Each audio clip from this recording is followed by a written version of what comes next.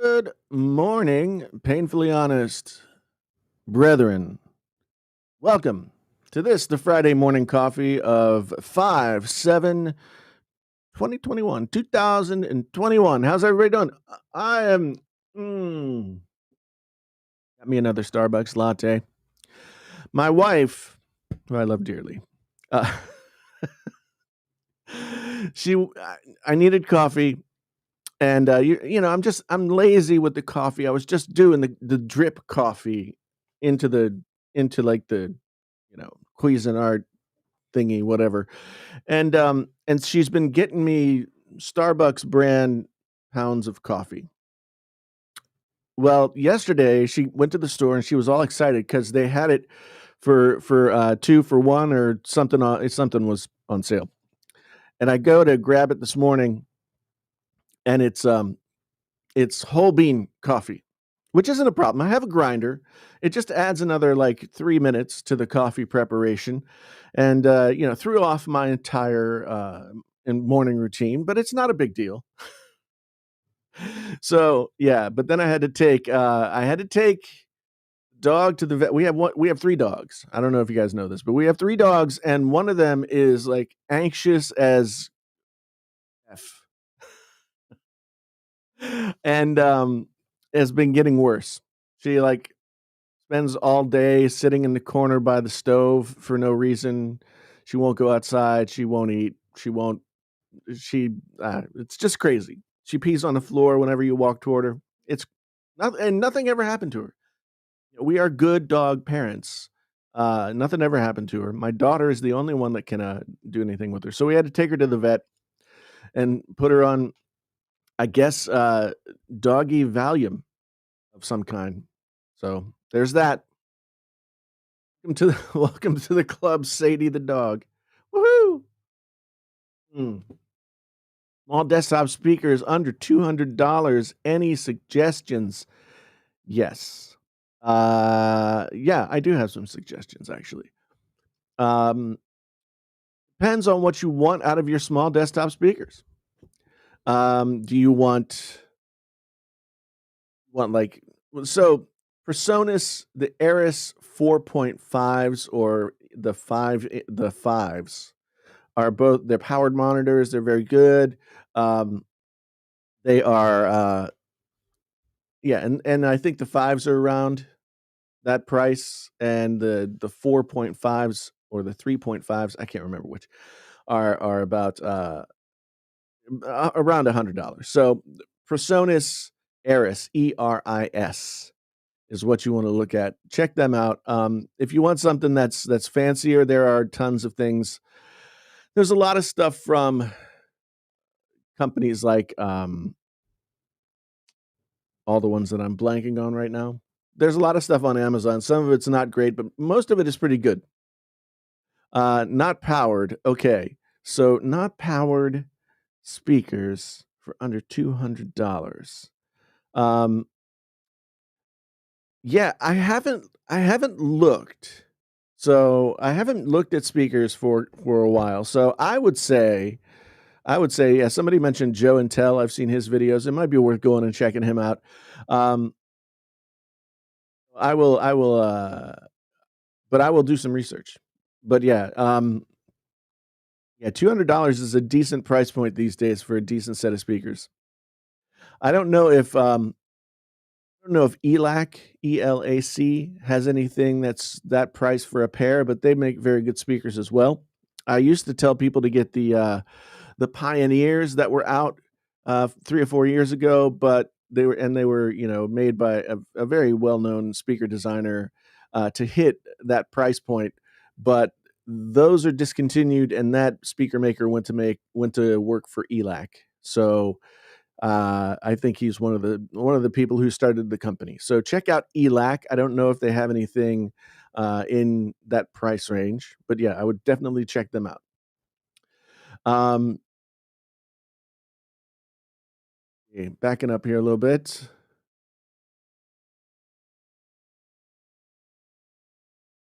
Says Jason, Razer has two Rapper 27-inch plus my 2020 Razer Blade keyboard Huntsman. Yeah, that's what I've got that same setup. It's very cool. It's very nice. Although right now, uh, I'm in my new studio setup. I don't know if you guys follow me on Twitter at the Jason T Lewis.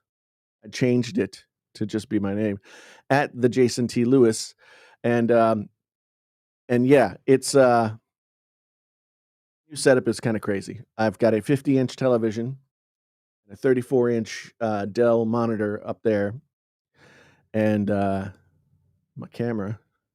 And this desk is 8 feet long and 3 feet tall and 3 feet wide. Those ELAC Debut 6.2s are supposed to be really good. The ones that David is recommending right here. You can sometimes find them in a good for a good price. So I would look into those. Mr. Bussy asks, "Am I still using the SteelSeries Pro wireless headset for gaming?" Um, I haven't used it. I haven't been using them for a while, just because like whenever I play, I'm always using something that has been sent to me. And right now, I'm using. I had been using the SteelSeries Arctis 7s that have been redesigned for the new consoles, and those are very good. Right now, I'm trying to. I'm trying the Audis Penrose. The Penrose from Audis is what I'm working with right now, and I like them pretty well. I like them pretty well. They're a good headphone. So yeah, it's always back and forth. I did use the Nari Ultimates, and I mean the Nari Ultimates really are PC. Like if you're not using them on a PC, you're not getting everything out of them. So, because there's all kinds of THX and all kinds of different things that you can do in the Razer Synapse software. I mean, I've not tried them on the console, honestly, so it might be better off that way. But you might be able to save some of that stuff to the headset and use it in the console. But I'm not sure. I think they might. I think the Nari Ultimates that I have might be just for the PC. I'd have to check. Um, so, and I know there are a lot of Jasons, but there's only one me. There's only one the Jason T. Lewis. I realize it's going to be harder to find me, but you know, I kept trying to find combinations of my name and PHT. Painfully Honest Tech is too long for Twitter's like whatever. Like the letter number. They only let you have so many letters, so I couldn't do Painfully Honest Tech. So it was always it was either Jason T. Lewis PhD or it was like Fully Honest Tech with no vowels. It was as confusing as anything else. I feel your pain. Man, I gotta tell you, the 50-inch screen is yeah, I am definitely in old man territory right now. I like yeah, it's my window right now is this big. It's huge. It's at least like 15 inches wide. So um yeah, yeah. But I'm liking this setup. I'm still doing some tweaking. Like one thing about so everything on this desk is at a 35-degree angle, which gives it a nice angle back. But one thing about this desk, unless you're standing up, which I might do from time to time, unless you're standing up, you lay this screen back at a 35-degree angle, then it's an LED screen, and it has some like it doesn't put you on the best viewing angle, I guess is what I'm trying to say. So I have taken a 2x4 and sort of lifted it up at a slightly better angle. So I got some tweaking to do. I got a little bit of tweaking to do. I get my rack rails today, I think I get my rack rail, so I'll be able to put all my rack gear in and yeah. So that's what I'm doing. Thomas, good to see you this morning. Good to see you. Put your put your name through a name generator. That I could try that, or I could do one of those things like they do on Facebook, where it's like, the day the day of the week, and like your first dog's name is your porn star name or something like that. I could do that and see what happens. Um, the Pro Wireless are still probably soup to nuts the best features, the best sound. The fact that you get an extra battery with them is awesome. So yeah, I still don't see anything out there in the gaming headset world that is better than the Steel Series Pro Wireless. The wired version maybe sounds a little bit better, but I think yeah, I think that you get more out of your money when you go with the wireless. So you've made a good choice, my friend. You've made a good choice. Um, Gordy says smartphones are even more boring now than when Jason said smartphones are boring.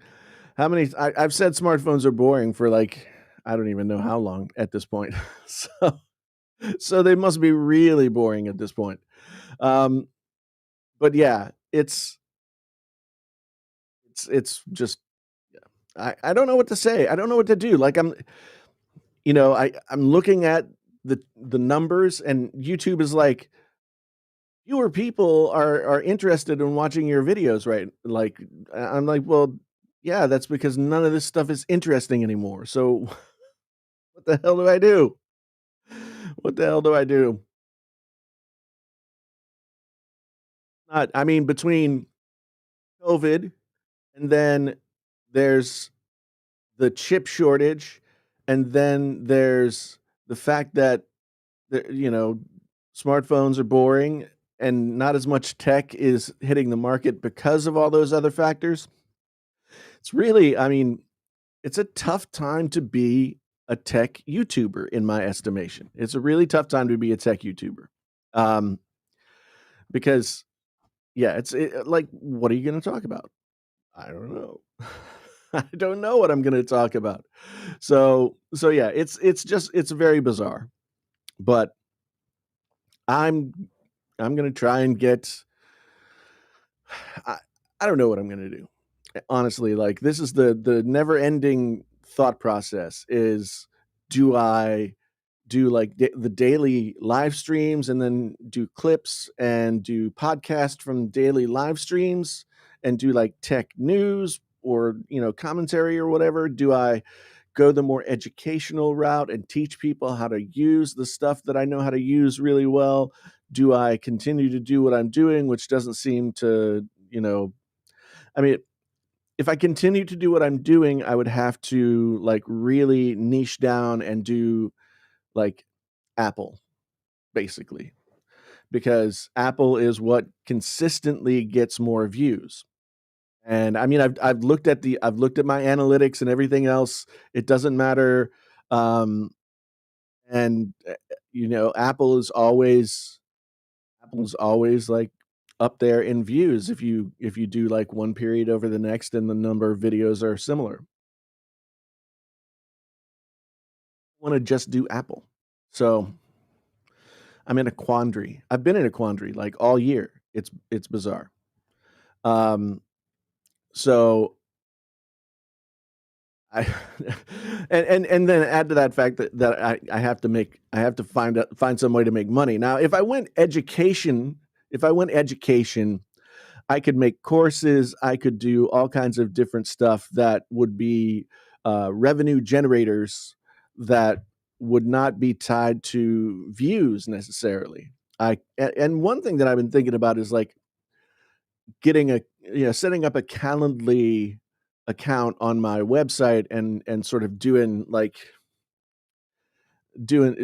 doing consulting for I don't even know how much money that would be worth, but helping people set up their audio gear or their streaming setups or giving them advice about whatever. I've been thinking about OnlyFans. Um, I mean, if Boogie 2988 can have an OnlyFans, then I could have an OnlyFans as well.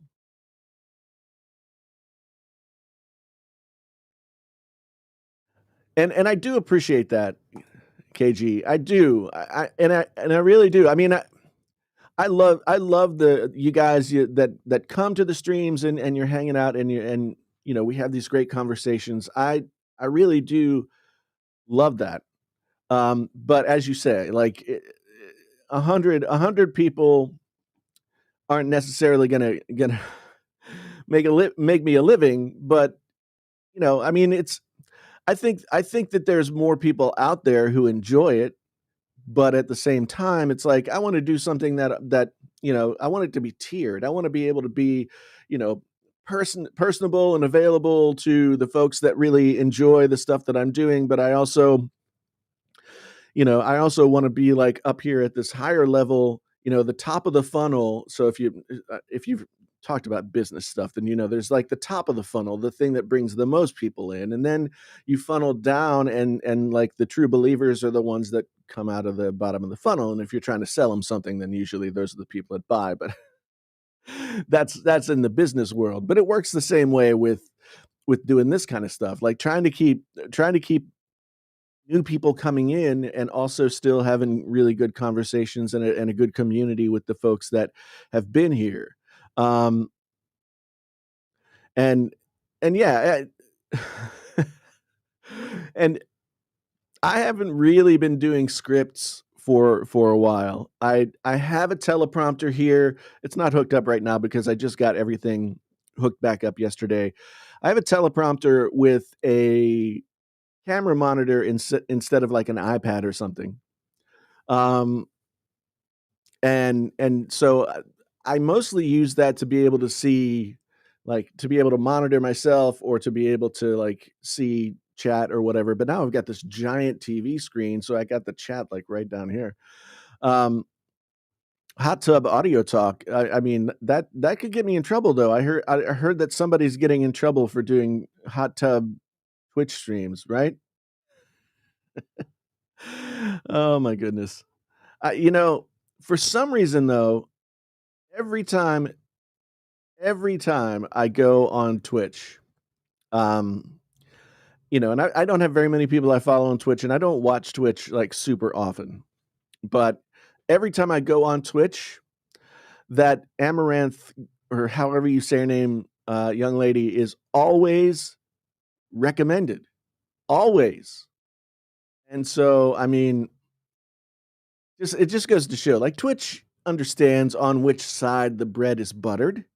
They recognize that like uh having people scantily clad on their platform is also going to bring in viewers. So I don't understand the whole thing. Okay, so here's this this is definitely going to be a weird Friday morning coffee. So and my daughter was like, don't talk to this about with other people, and I was like, okay, but now I'm going to talk with at least 46 people. Um, so I was listening to my daughter likes the radio, right? The terrible pop music radio. And we're listening to the radio, and of course they have their morning DJs that are doing discussions about just whatever. And I guess Matthew Perry is now like, I don't know if he's being canceled or what, but he was in a dating app and he was connected to a 19-year-old girl, and I guess they were in some kind of like private FaceTime or video chat or something like that. Um, and then I guess Matthew Perry said like, I haven't seen it, so I don't know. I don't know. I don't think it's anything like too inappropriate from what they were saying. But anyway, says some like, sort of flirtatious things to this girl during the stream, or during the private conversation. And now the girl has released the video and like wants everybody to know how icky Matthew Perry is. I mean, he's 51, she's 19. Okay, there's an age difference, but they're both age of consenting adults. I mean, so I wonder, like, I don't know. I don't, I don't know. It just seems like it just seems silly to be an adult to go into a situation. I mean, it's not like you didn't know who Matthew Perry was and that he was probably older than you. So I mean, I just hope it doesn't become a big problem because I don't think we have to like throw the baby out with the bathwater in trying to do right by people. Um, so I hope that it wasn't anything untoward on his part. I hope that it, whatever. But it was just a weird thing to hear because like, it also had that he's 51 years old, so I turned 50 this year, and so it was just kinda like on the other hand, I'm thinking about it and I'm like, "Yeah, my daughter is gonna be 18 this year." So I can understand how it would seem weird. And again, in you know, we're people. There's no explaining love.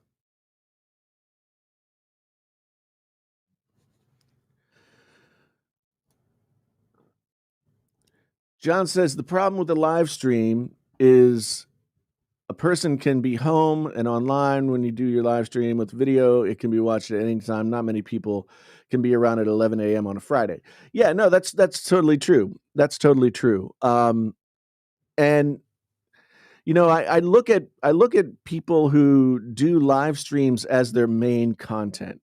So you've got, and mostly they're commentary type channels. Like there's your Steven Crowder and that other insipid nerdy guy, and then, other news channels like Young Turks and so they seem to be topical channels. They'll do like a morning thing for 3 hours, and then they'll rip it out to be a podcast that goes up by noon, and then they'll have clips by the afternoon, and it's a whole thing. So I can see how that can work as a content strategy. And I do think that live video is gonna be more of a driver on YouTube than it has been in the past. Just because live video is more prevalent these days. More people are more comfortable with the fact that live video is a thing. They have to do it for their job. They have to do it for school. They have to do it for a bunch of different things. And I do think the interaction that you can get going in a live video is more interesting than just you know than just sort of there's nothing wrong with edited videos, but to me, like the edited video can get really stale for the creator and for the viewer. I dirty little secret. I don't really watch tech videos at all anymore because I've seen them all. I've seen them all multiple times, and I know what everybody's going to say. So it's boring.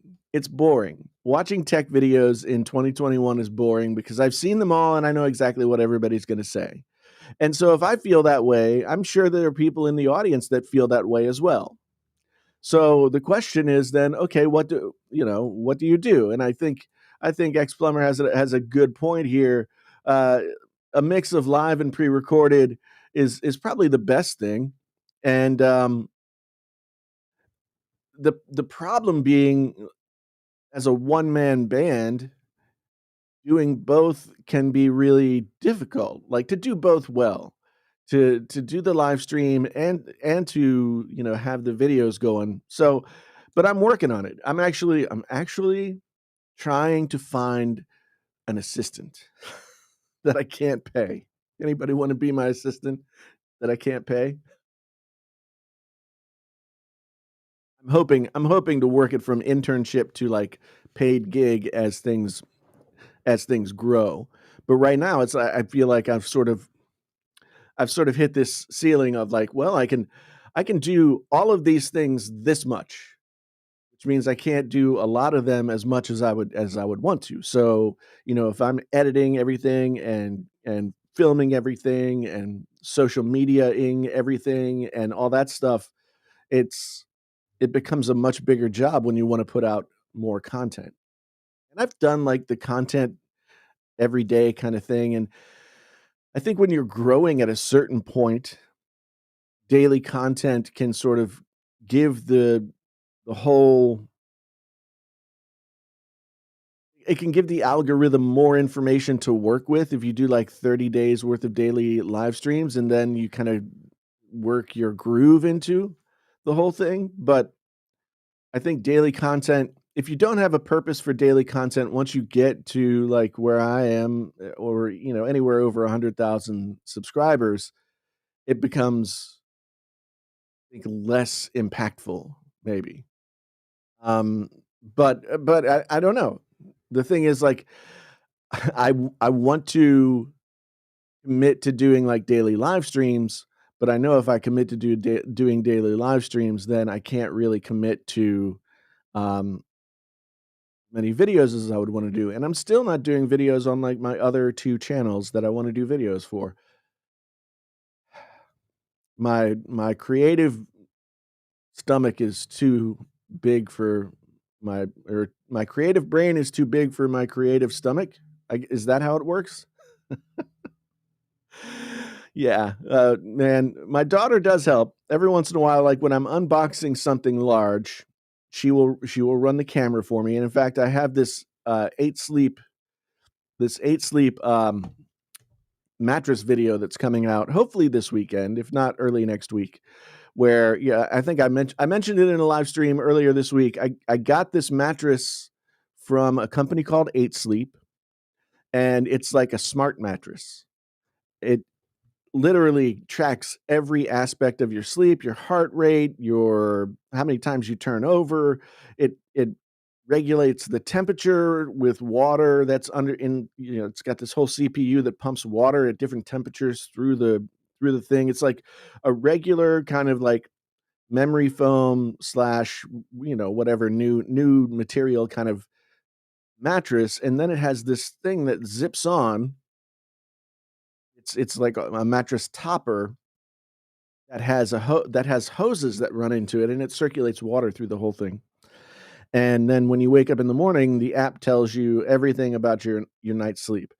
And I will say that just by virtue just by virtue of the fact that I've got this bed and it's connected to this app, I am making efforts to do better with sleep.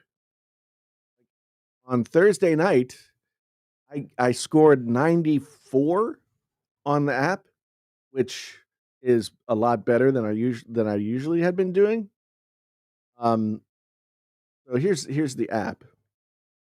Right, right now it's off. It shows you the temperature curve. It cools down when you're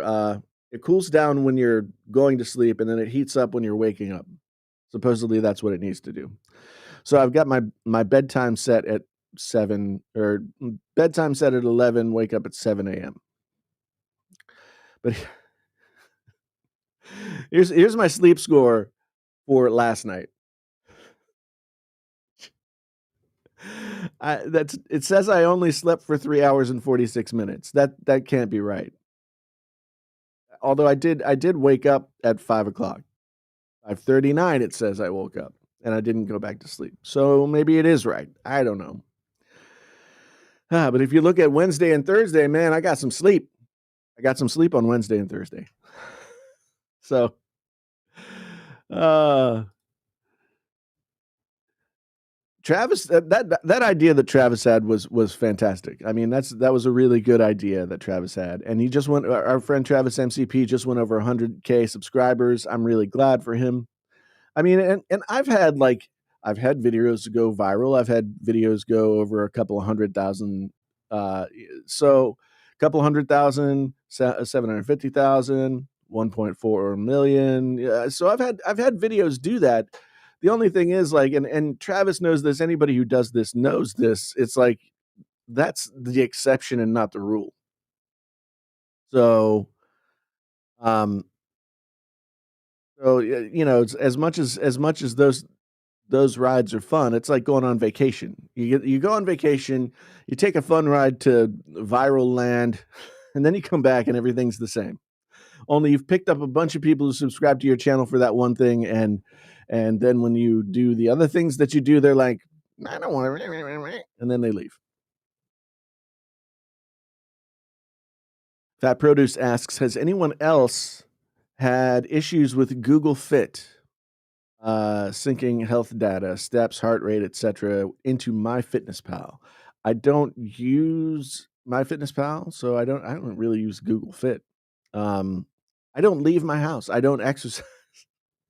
My Samsung phone tells me how many steps I've done. Let's see, how many steps has Jason taken so far today? According to his Galaxy S21 Ultra, 112 112 steps.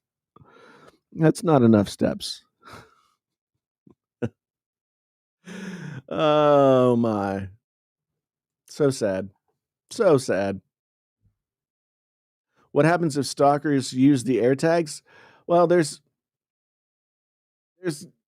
supposedly it's very difficult to use the AirTags for stalking. I mean, because you have to get close enough to the person, and well, there are ways to you can stalk a person, yes, but if that person carries an iPhone and that um, iPhone then says the iPhone can recognize if there is a foreign AirTag in the vicinity.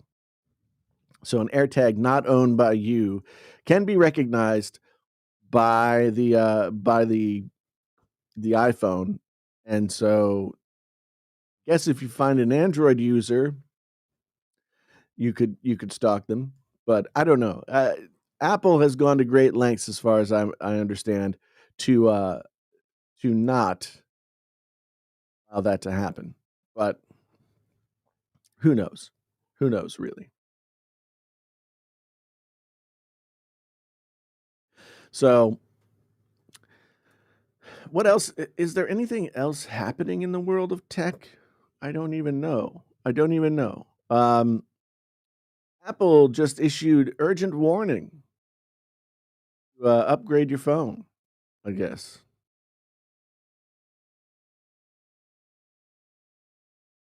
Apple just made a huge bet on Apple Glass future. I'm telling you. I'm telling you. Apple Glass is going to be the thing. This is something. Hold on. Let me share my screen.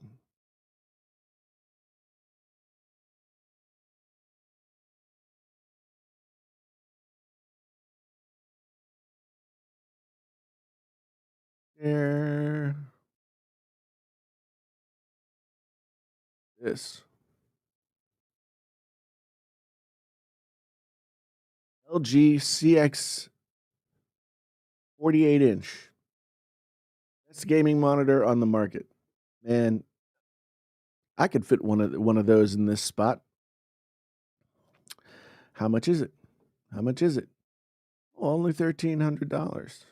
$1,400. Which yes, not a bad price. But I got so here's the CX 65 at 1996. So anyway, that's a good deal. That's a good deal. I wouldn't kick that deal out of bed for eating crackers. We need more YouTubers to do more stupid stuff. Uh, Lou used to be the golden goose. He would just do all kinds of stupid stuff, and everybody could bitch about it. And he hasn't been. I mean, he's always got a certain level of stupid going on, but he hasn't done anything like tried to rip people off with cases that he stole the design from another company for, you know, like that. That produce says, I'm going to estate auctions to try and find some beige PC era tech and keyboards. Um, okay. Why would you want to do that? Why would you want to do that? No, I get it. I get it. Packard Bell. There's a name we haven't heard for a while. Hoping to get a Packard Bell.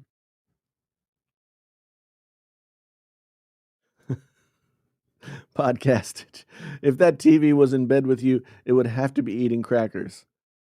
Yes, it would. It would. Absolutely have to be eating crackers. Where's the coffee cup warmer? It's over here. I haven't figured out a way to so I've got a 1 foot desktop here, and I haven't figured out how to get that close enough. I got some feng shui to get into here.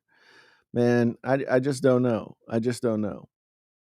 Oh man, if Lou would do some kind of iPhone giveaway, that would be amazing. Um, yeah, we just need Lou to do more stupid stuff. Um, what would I like to see in the iPhone 13? Good question. Good question. Um, Jeez. Uh, Curious to know if they're gonna put the M1 chip in the iPhone. Um, Not really. I'm not really sure. I don't really know what the point would be, but if they're putting it in everything else, then why not? Why not? I don't know. I mean, what are some of the options? Display, 120 hertz refresh rate. That's what everybody wants, isn't it? 120 hertz. So, so yeah, I guess 120 hertz refresh rate and longer battery life and faster chip. Headphone jack. Can I have a headphone jack? I want a headphone jack. Wah. Have you guys seen my headphone jack merch? Headphone Oop, be quiet. I got headphone jack related merch. Um, Let me see if I can find it real quick.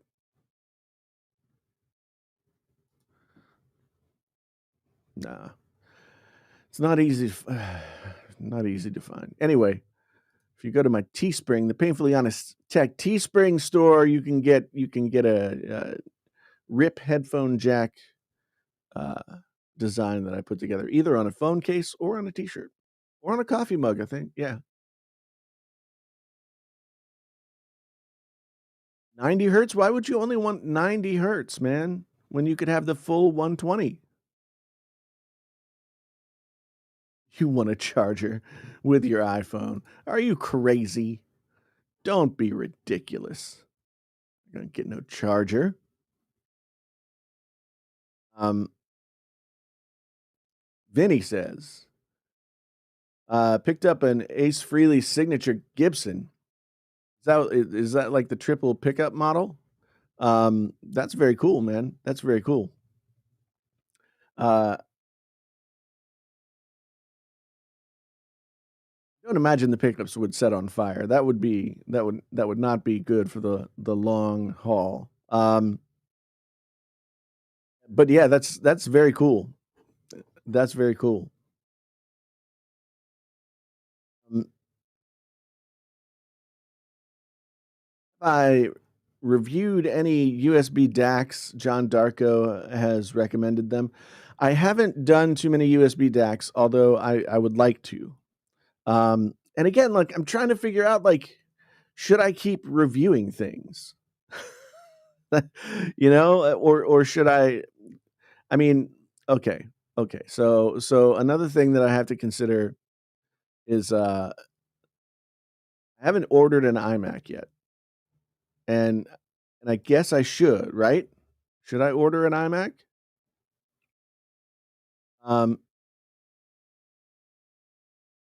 I don't know.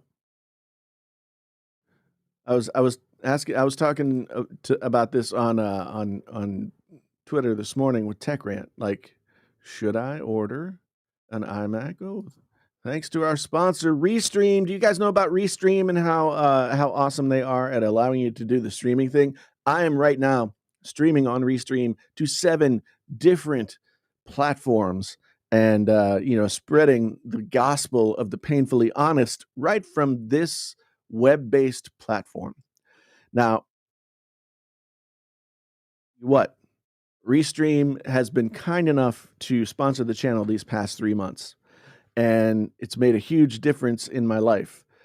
But I don't know if they're gonna sponsor the channel beyond this, 'cause we're not too many people are, going over to the Restream to sign up. But if your business has anything that they need to do in terms of streaming, if you yourself think you might wanna stream gaming or anything like that, um, check out Restream. It has a free option that you can do just about everything. But, yeah, Restream is sponsoring this channel and has been for this is the 3rd month, and check it out, people. Restream.io/join/PHT. Get you there, get you $10 off if you sign up for one of the paid structures. Anyway, end of Restream promo. But seriously, I wish I could bring the camera. Seriously, um, Restream has been awesome, and if people don't sign up, they won't keep sponsoring me. Anyway, I would love for them to keep sponsoring me, and if you have any need whatsoever, I implore you, as I do in every stream. Okay. Fat Produce has a good question here, and I'm gonna read it. Do you think the YouTube algorithm makes it less lucrative for reviewers to make long-term review videos for products? I would argue that those videos are more important videos, honestly. Yes. It's not. I mean, it's the fault of the YouTube it's the fault of the YouTube algorithm, maybe in the sense that the YouTube algorithm tries to put what viewers want to see in front of them, right?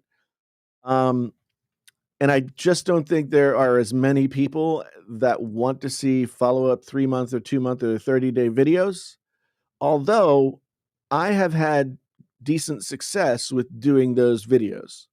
Um, so so I don't know. I mean, I'd like to see more people doing those videos for sure, but I just don't know. I think most people are kind of, "Here, let's get a couple of videos out of this product while it's brand new," and then they move on to the next thing, which makes sense. And then some people really dig into one brand or even one product, and that becomes, like, the focus of their channel. The only problem with that is once you dig in that deep, um almost impossible to get any kind of traction on a video that's not related to that. I mean, I deal with that in terms of like Apple related content versus other stuff that I do. I still do relatively well on Samsung stuff. I still do relatively well on audio stuff, but nothing is as consistent as Apple, which if I wanted to like really get the channel moving, I would just do Apple. Um, so yeah, I mean, and if you wanted to really dig into Apple, you would do like, I Everyday Dad does videos like can the cheapest this, that, or the other thing do your daily workflow. He does some follow-up videos after 1 month. Um, some people go into individual features of everything. But it becomes like to me, it just becomes really one-sided. And unless that's a side that you are really want to be on all the time, then it becomes really hard to grow a channel. Like, to be quite honest, the Painfully Honest Tech channel is growing at like a glacier pace. It's glacial, the amount of movement, because I haven't been doing all the same things all the time. If I did the same thing all the time, I would I would grow more. But I don't know. Like I said earlier in the stream, I'm in this place where it's like, yes, I could do the Apple. I could transition to more educational stuff. I could transition to more live stuff. I can't do all of those things. So I have to figure out what it is that I want to do. And other than just doing Apple, which would be the the easiest thing to do. Everything else would be a transition period where channel wouldn't get many views either. So it is what it is. It is what it is. Speaking of Apple, I haven't ordered an iMac yet, and I feel like I have to order an iMac. Do I have to order an iMac? I feel like I have to order an iMac because if I order an iMac, I'll get a bunch of views, but that'll send me down the road of being more Apple-y than I don't have anything against it. I like getting new things and testing them, but I don't have any interest. I don't have any need for this iMac, right? Other than my curiosity about what it's all about and the need to gain views on my YouTube channel and the fun that I would have making those videos. I don't need one of these iMacs because none of them will serve my needs and all ugly. Um, they're all ugly, except for this one. I do think the silver looks pretty nice. The thing is, if I get an iMac, honestly, I'm getting it so that I can review it and use it for 30 days and then return it. That's what I'm doing. Um, so I don't know. I mean, I'd probably do the $12.99 one and see like, okay, what can I get done on the $12.99 iMac? You know, and just sort of that would be the content basically. But I don't know. I mean, the thing is like from a personal standpoint, uh yeah, whatever iMac Pro comes, or I think I saw Rene Ritchie had a video about the M1X iMac, whatever they're gonna call the next iMac, the big screen, blah blah blah. Um, I mean, yes, that would be more up my alley, as it were. Um, and then so that's what I would get, or whatever the next larger quote unquote professional MacBook is. Those would be the things that I would get for my personal use. But from a YouTube standpoint, I should get as many of these things as I can so that I can get the views that are there to be had if I'm going to be like a smart YouTuber and be focused on Apple. But as Capono says, it doesn't seem like I'm going full Apple. Doesn't feel right to me. And yes, I mean, it doesn't feel like I'm selling out necessarily. Um, but it does seem like I'm making a choice to focus on something that is only very tangentially interesting to me compared to other things. But I didn't grow a channel on talking about other things. So do I just go with do I dance with the one that brung me? Excuse me. Geez, someone caught me off guard. Or do I pivot the channel towards something that I'm more interested in? I don't know what the answer is. Um, I'm trying to figure it out. Definitely trying to figure it out. So the relaxer, what do I think of IEMs? Um, to be honest, I have not spent very much time with IEMs. IEMs as a consumer headphone have been relatively niche up until this point. And I always kind of figured, well, um, I'll do IEMs when I like I'd love to get IEMs for monitoring or maybe even IEMs for doing live streams and stuff like that, but I haven't dug into it yet. I think they're really cool. I think there's a lot of potential in IEMs for fidelity and that kind of thing, and I'm sure there are some really good ones out there. I just don't know too much about the consumer aspect of them quite yet.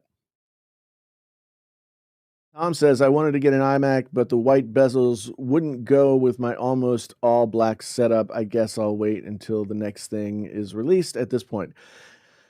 Yeah, yeah, yeah. I hear you. This is something that people have been saying, and I don't blame you for feeling this way. As we discussed on Tuesday, Dbrand has you covered. Let's go back and look at Dbrand again. Um, Dbrand has you covered, people. If you don't want a white iMac, you can get yourself a Dbrand skin for the low, low price of $600. Now, I think this is Dbrand just sort of trolling Apple. But you can get the bezel for $50. You can get the front panel to get rid of the pastel color for another $60, and you can get the whole body for $500. So for $610 plus tax and delivery, you can get yourself a Dbrand skin to make your brand new iMac not look like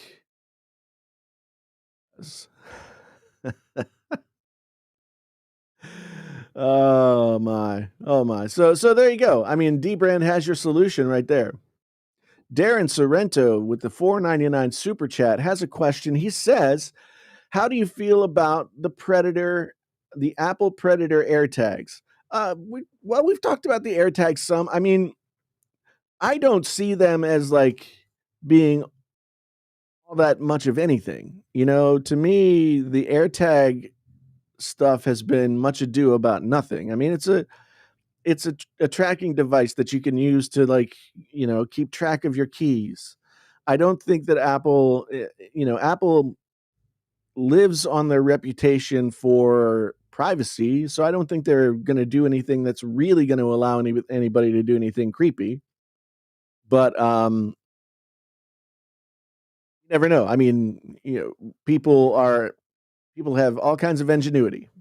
Um, so they could do any number of things, and I'm sure they will, and I'm sure it'll be a thing to talk about. I don't particularly care about AirTags. Again, if I were a smart YouTuber, I would have gotten AirTags and made like 3 videos about them by now. But I'm not a smart YouTuber, and I complain about how my channel is not performing. But I don't do the videos that I should do. So I guess I have only myself to blame. Let's see. Retethered Tech, you are late. You are late.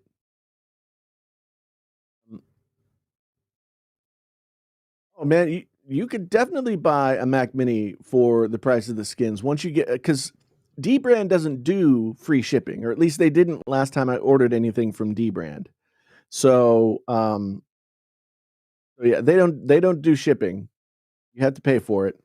So so yeah, that's that's a Mac Mini for you right there. Which, I mean, basically, there's the Apple tax, and then there's idiot tax.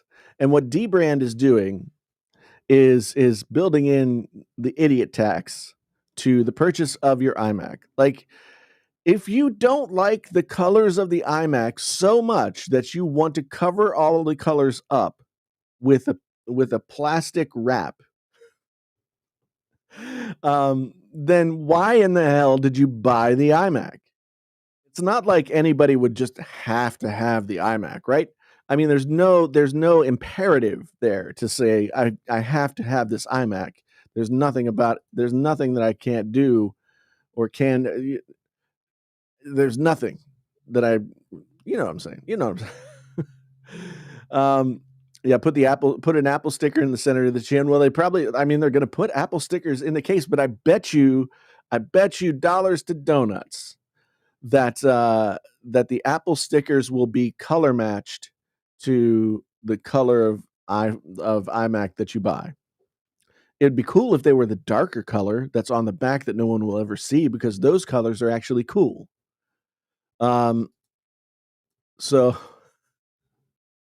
so yeah, who's talking about Doom? Brief aside, I heard something. I found out something interesting about Doom the other day. And if you're an old person like me, you're not spending your time, uh, being a predator on a dating app or something, um, then you remember Doom. You played some Doom, and I just found out the other day that the United States Marines use Doom as a training application. No joke, no joke. They had their own skin built. It cost them like somebody built a skin for them. It was like $50, and they spent $50 and trained Marines on Doom.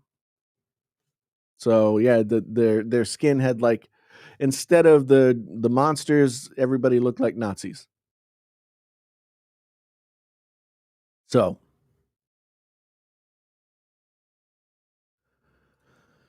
so Tom says, just got my AirTag shipment.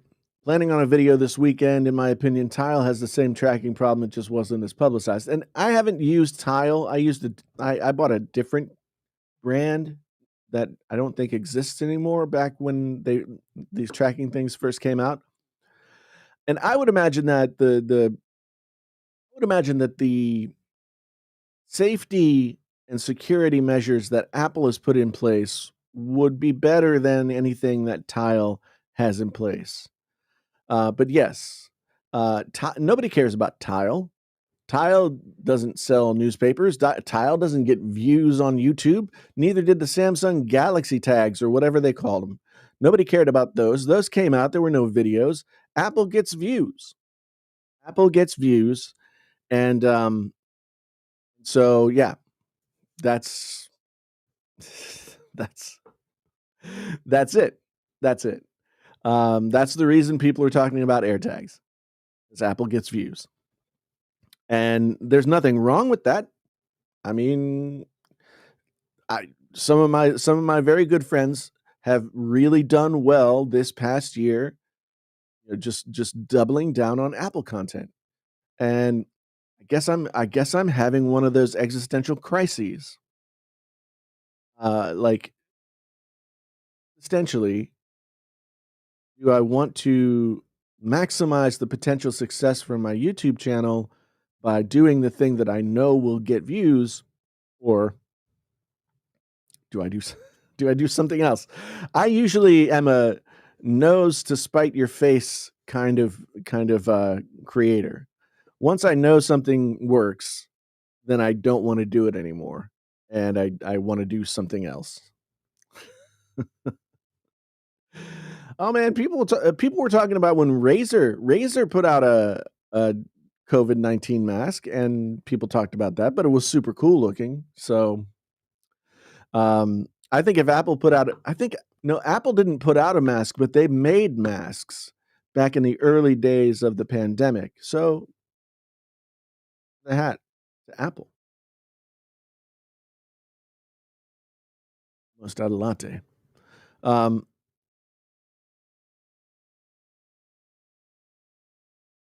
uh, X Plumber has a good point here. If Apple were smart, wait a minute, where'd you go? Where'd you go? Where'd you go? If Apple were smart, they'd sell magnetic colored skins to customize their new iMacs. See, but that would leave too much up to the consumer. You have to you have to realize that Apple wants to dictate certain things to the consumer. Apple is as much a Apple is as much a sort of lifestyle slash fashion brand as they are a computer and mobile technology manufacturer. They set trends. They had like the whole aesthetic of Apple is its own thing, and people pay for that. So this is the question. This has been the X Plumber asks, Jason, are you an Apple sheep or are you an Apple hater? You can't be both in the eyes of the YouTube community. This has been the problem that has plagued my channel since 2018. I have not been one or the other. I've been a little bit of both, and sometimes more of one and sometimes less of the other, and vice versa. Is I mean, I think true to the name of the channel, true to what I've been trying to do with the channel, Painfully Honest Tech. But the way that YouTube works, it's not the way that YouTube works is it's just not as feasible to not as feasible to do something nuanced. You have to be like overblown one thing, or like exclusively one thing. And so it's hard to grow a channel when, Samsung people show up to watch your positive review of the S21 Ultra, and then they show up for your, discussion about the next Samsung event, and you hurl poop at them, right? Same thing with Apple. I mean, I have nothing against any of these products as they are. I but that's not a video topic.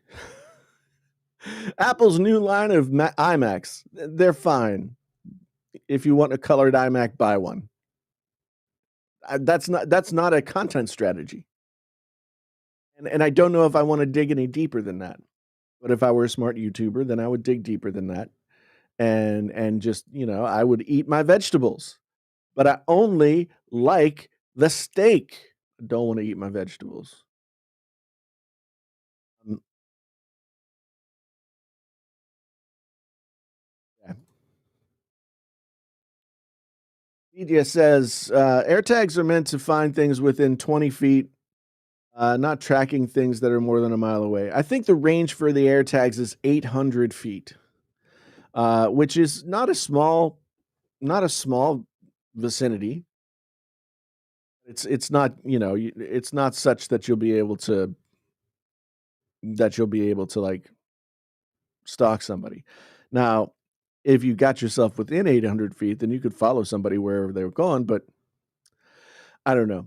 Uh, AirTags are I think I just keep trying to figure out any reason why they would be more of a big deal than well, people are making a big deal out of the AirTags, and I don't care, and I don't understand why they're making a big deal out of it. That's the long and short of it. Gordy says, if Tim Cook put a quad DAC in the iPhone, would you walk around Iowa naked with a cowboy hat on? Yes. I will say 100% yes. I would walk the streets of Iowa City and like is that a misdemeanor? Like indecent exposure, is that a misdemeanor? I would be, I would be incarcerated for a day. Nothing but my boots and my cowboy hat. If Tim Cook put a headphone jack and a quad DAC back in the box, back in the iPhone, um, yeah, I would do that for sure.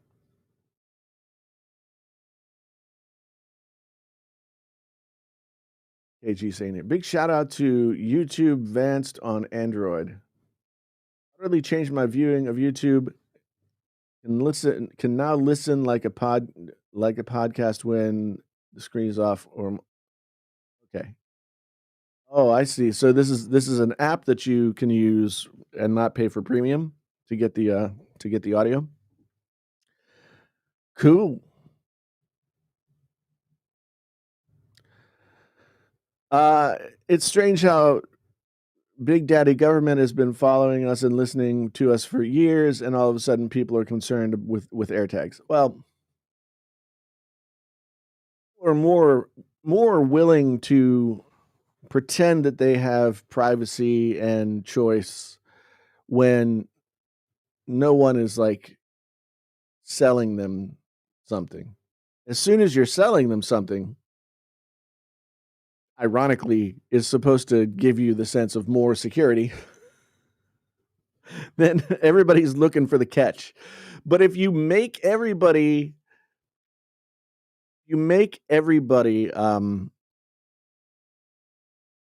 think everything's just fine, and you do everything that's sketchy behind the scenes, then people have, like, plausible deniability that it's actually happening.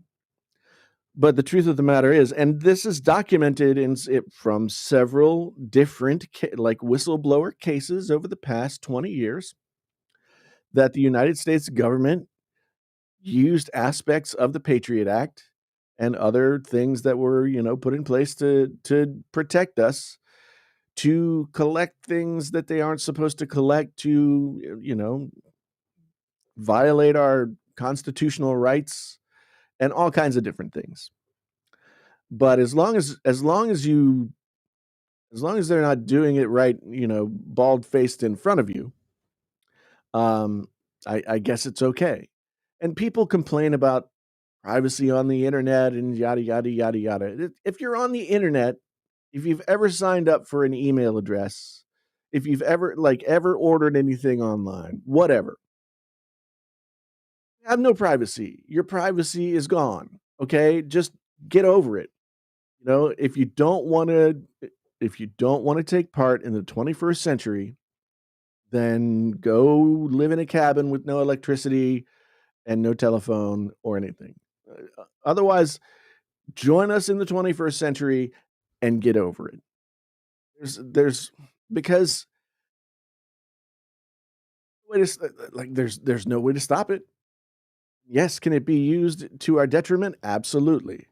Absolutely, but there's risk and reward for the technological advances that we have available to us, and part of the risk is that people will take the information that's easily available to anyone who knows how to get it. They will use it for not so cool things.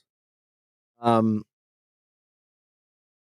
that's the cat's out of the bag. The horse has left the barn. Pandora's box has been opened. You can't put it back. Okay, it's just the way it is. It's just the way it is. Um, Deja Vu King says, in my opinion, people are making an issue of AirTags because it's Apple. Nah, I mean, okay, I'll respond to that after I finish reading the rest of the thing. There's plenty of small GPS trackers available to buy for years to stick on cars, etc. One caveat: AirTags are significantly cheaper. AirTags are also significantly more limited in what they're capable of doing. I mean, AirTags are not a tracking device.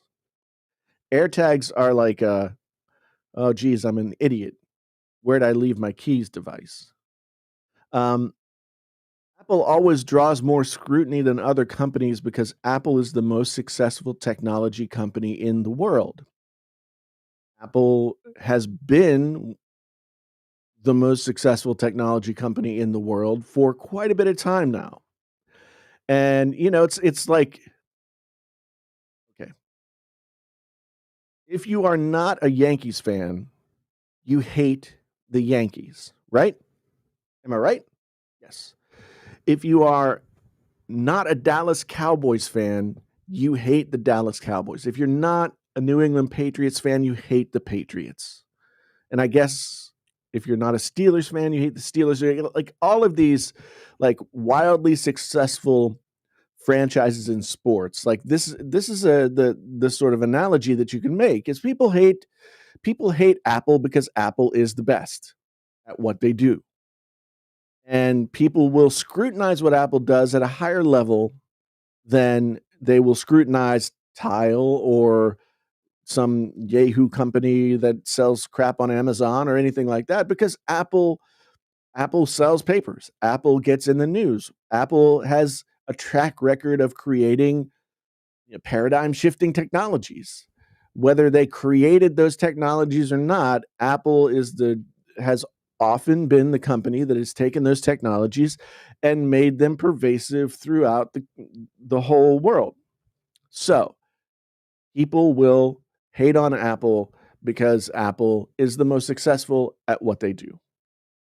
And that's not me being an Apple sheep, that's not me being a homeboy or a homer or, like, anything like that. It's just the truth, and anybody who does this thing and says that that's not the case, then, anybody anybody who argues that, Samsung is better or whatever, I mean, you can parse that argument out in a way that it's true, but Samsung is not. So when you look at the primal branding aspect, this sort of mythology and all that kind of stuff that, people have brought Apple into their homes. Apple is like their, like Coca-Cola or Nike, right? Things that you can say with one you say Apple and it immediately has a connotation. Um, Deja Vu King says, "Oh, that's not what I meant. If another company did it, you'd never hear anything about it because Apple." Yeah. Well, I mean, Samsung released the Samsung Galaxy doodads. Nobody cared. You can go out and get one of those right now. Nobody cares.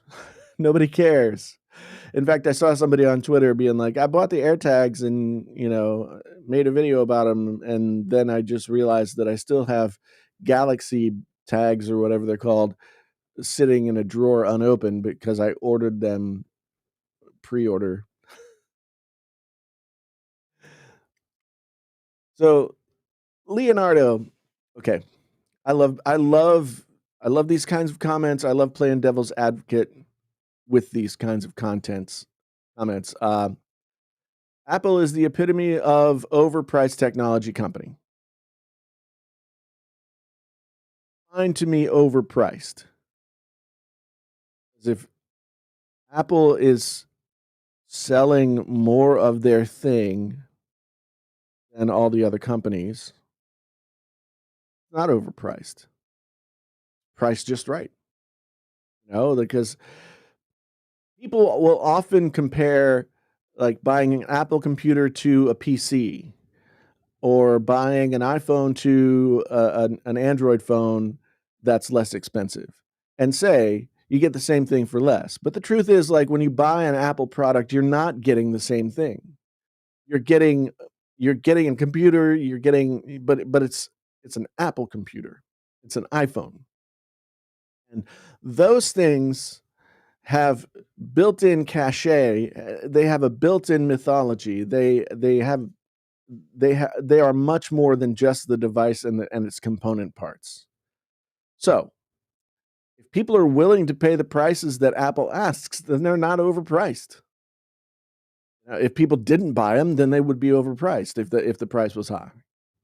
If they didn't buy them and the price was low, they would be bad products. Apple is really good at doing what they do. Like I thought that was saying I thought is that no, I thought it was French for yes ass. Sorry. Um, Apple is really good at trapping you in their ecosystem. Yeah, because they make a bunch of really good products that all work together. And it's not like you sign a contract to buy 10 different Apple devices when you buy an iPhone. No, you don't do that. You buy an iPhone and then you realize how well it works with the MacBook or vice versa. And then you realize how useful an iPad might be to you. And then you figure out that you can use your Apple TV in conjunction with your Home Pods and all this other stuff. And then all of a sudden it's all working together and you're like, I got all these things and they work together and they make my life better, right? So Apple is not like, conscripting you into the ecosystem. People buy the Apple products because the ecosystem works well.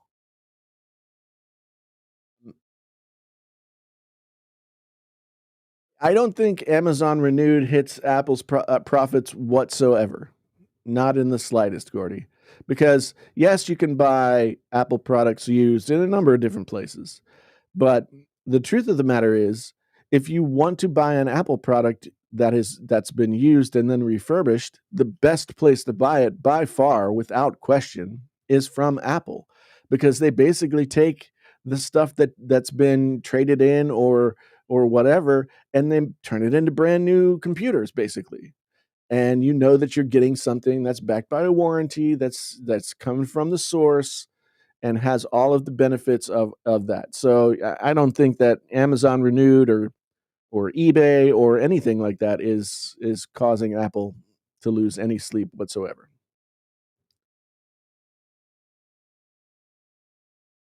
And says nobody who owns an Apple product says they're overpriced because they do exactly what people need them to do. Yeah, I mean, would people prefer that Apple products be slightly cheaper or even a lot cheaper? Yeah, but I'm sure people would prefer that Cadillacs are cheaper too, but you pay for a Cadillac because a Cadillac is a Cadillac, right? It's you pay for what you're buying, and part of what you're buying when you're buying an Apple product is the cachet, is the experience, not just the component parts. So that's the whole thing. That's the whole thing. And yes, they part of why people buy Apple products is that they last forever. And I mean, I've got a 2006 Mac Pro over there in my well, I want to call it a workshop, but it's really where I just throw all my junk, okay? But I put new RAM in it. It's got 32 gigs of RAM in it. It runs, it spins like a top. It runs like a brand new machine. It is almost 25 years old.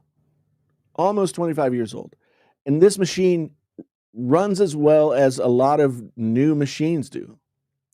And I could easily the problem that I have is that it can't be upgraded past um,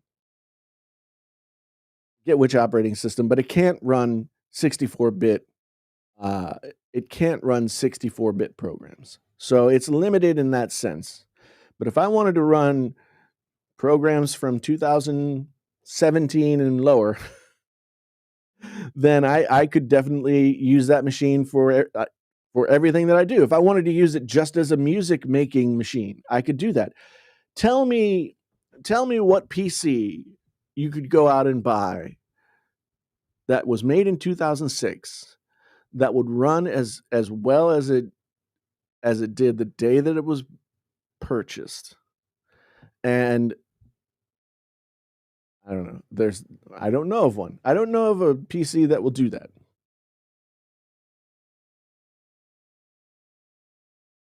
Says I'd love someone to compare a 2010 PC with an i5 and 16 gigabytes of RAM for $600 back then, and tell me if it still works today, like it did back then. That's yeah, exactly what I'm saying. 2010 Mac Mini purrs like a cat. Okay, these are facts, people. These are really facts. These are things that can be proven out and have been proven out by many, many, many, many, many, many people. And there are people who use until it falls apart, and even after it falls apart, probably you could you could keep going. Carter says my Huawei P30 Pro lasts significantly longer than my partner's iPhone 10R. I bought it for her. The Huawei camera is better. Okay, so lasts longer as in like the battery life, or lasts longer some other way.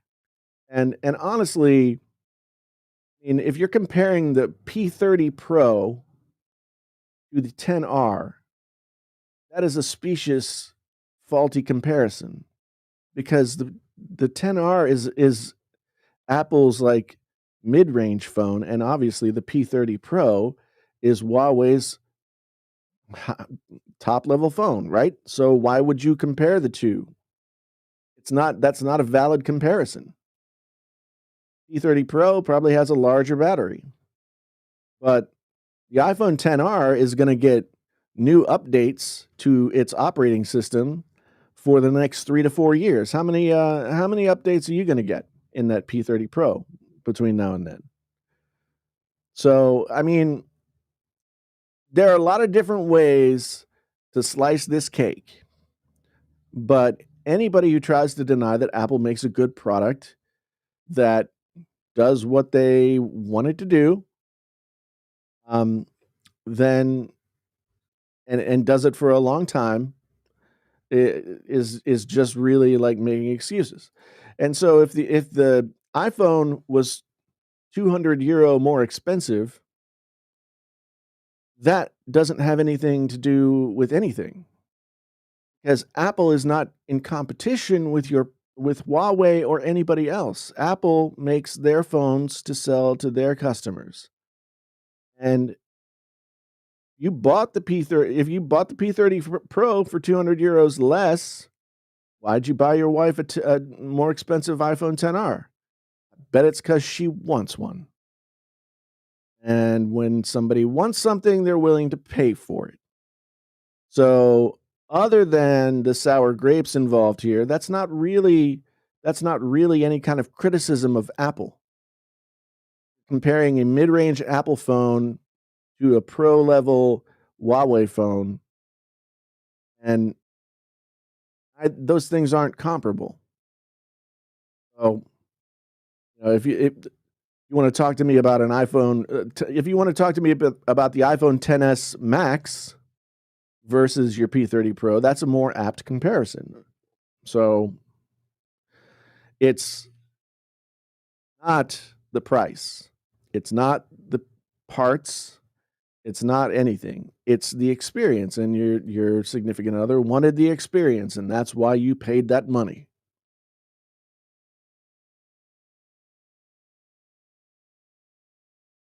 Bob's wife detests iPhones, so she has a Pixel 3a XL. Good for her. Again, not necessarily adding to the argument, because that's her personal preference. But, you know, just saying.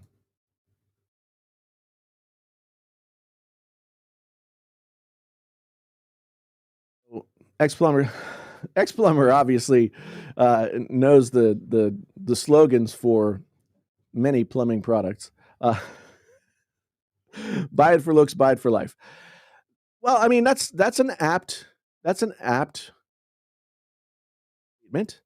Yeah, Apple does make products that Apple does put a premium on making their products look good. They they do research and develop their products, and consider them a another like link in a chain of design that goes back to Braun in the '50s and even further back than that. They see themselves as designing products in that level. And so when that's the case, that's fine. I don't know that Android manufacturers, very many of them, are trying to continue, like, the tradition of good industrial design as one of their imperatives. I could be wrong, but I don't really see that from the Android manufacturers that I'm familiar with. So, good morning to you. Good morning to you.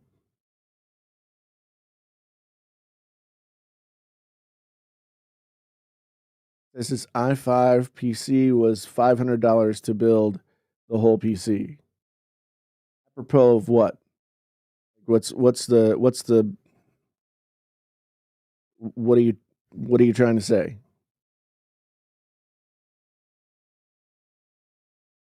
So, Preston, we've been over this. Apple does not make disposable products. In comparison to the lifespan of all other tech the uh, that is comparable to the products that Apple makes, I think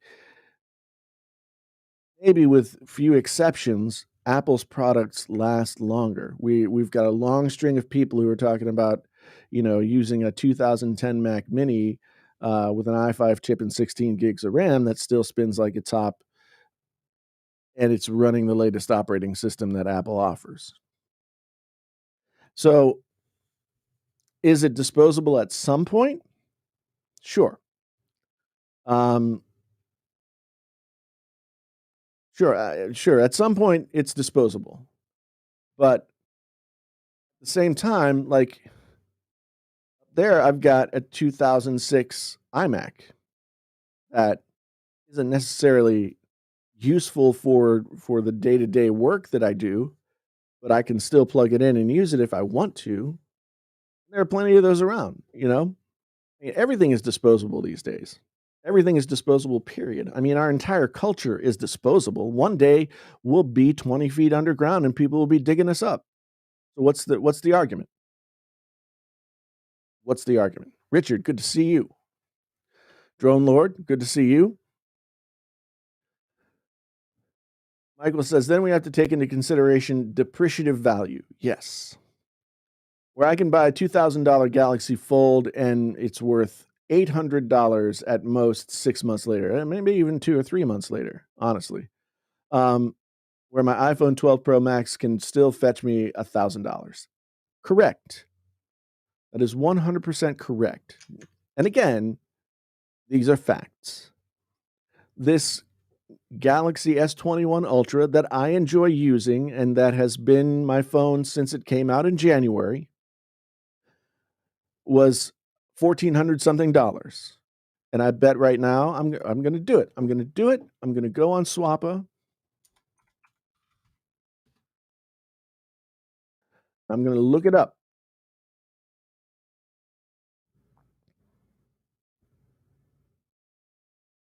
Samsung products. Take me to the Samsung. Drop me in the water. Phones. Samsung.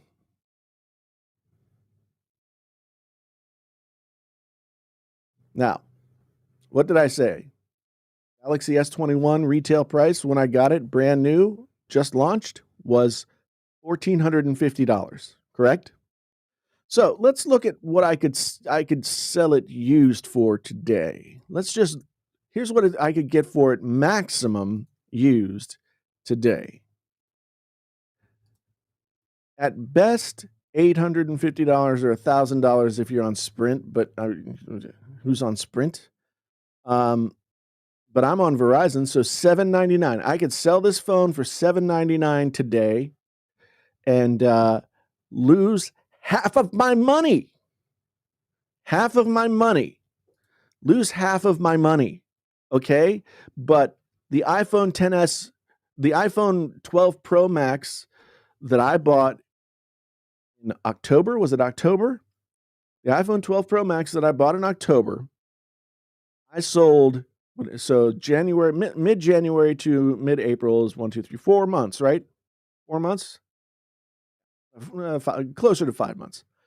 I sold my iPhone XS Max that cost me $1,100 for $1,000 5 months after I bought it.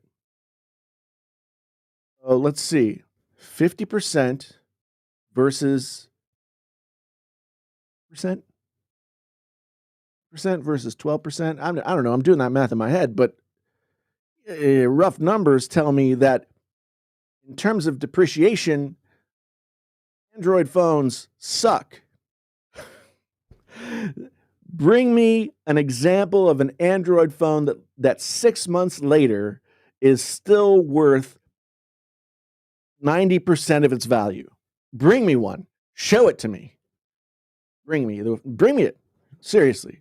Tell me what it is, and I will eat my words. I'll eat this microphone windscreen because I know you can't do it.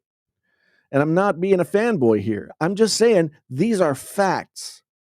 The Galaxy S21 Ultra is not $800 used right now because people just don't, whatever. Has depreciated. It's like a brand new car. You take it out of the box. And I'm not really holding my breath. You take it out of the box and it's worth $300 less than you paid for it. and then you use it for 6 months and it's worth 50% less, right? So this is the reality. There's and I'm again, like, you're living in a fantasy world. If you think that if you think if you think that iPhones don't have aren't a better value proposition than than an Android phone of the same vintage. Okay? The value proposition of buying an iPhone, even if it's more than what you would pay for your Android phone, if you end up getting more back when you go to sell it, then Doodle Xenos, what are you saying here? Apple would not give that on trade-in, overpriced secondhand market. Bullcrap. Bullcrap. Samsung uses their phones as loss leaders for their new phones. Okay, if you know anything about business, then you know that Samsung is giving you an inflated value for your phone is in trade-in, because the real value of that phone is what an actual living, breathing human being would pay for it. Okay? What this tells me is that an actual living, breathing human being would pay around $700 to $850 for a Samsung Galaxy S21 Ultra. Okay? So Apple gives you less in trade-in because you're taking advantage of the ease of trading it in versus selling it yourself. That's how it works. That's how it always works, right? The price that's set by living human beings that are buying things on the secondhand market is where the real value is. Let's not mince words about that. Gordy says my friend got his S10 Plus for $290 renewed, almost new. Now, you can find great value in buying Android phones. You can find great value in buying iPhones, because you could buy an iPhone 7 Plus today for $300, $250, and get a new battery put in it, and you'd have a phone for years. The LG G8X, as we talked about on Tuesday in the live stream, can be had right now for $399. That is a flagship phone, 1 year old, that is brand new in the box and comes with a dual screen case for $399. That's great value. So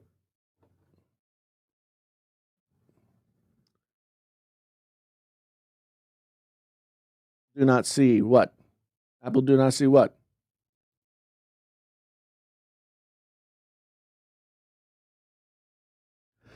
Michael says, I'm still convinced that Samsung does the pre-order and trade-in deals because the real value is what's after the deal, but then people who don't do that pay over the value.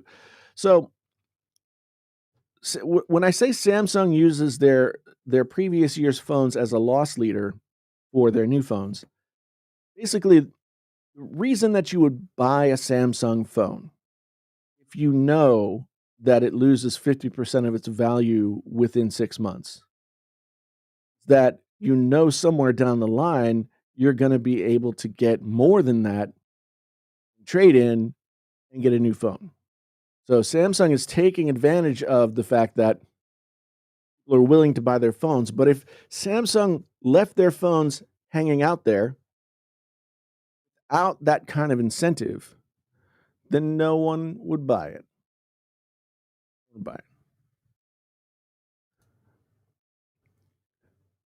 Preston says, wait a minute. Jason, my carrier will offer me $800 to trade in my Note 8 for a Pro Max. Same carrier for a Note 21 Ultra. S21 Ultra offers $350. I don't understand the assertion.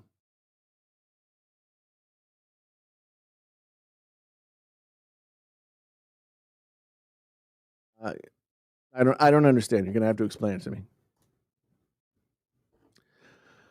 So there's discussion here. iPhone 8 for 150 euro. Oh no, those are British pounds. iPhone 8 for 150 British pounds. Excellent deal. Excellent deal. So the iPhone 7 is probably 100, right? My daughter has been using an iPhone 6S because she has broken every phone that she touched, and the 6S is what's left working. But no, I gave her my SE, my 2019 SE. Um, so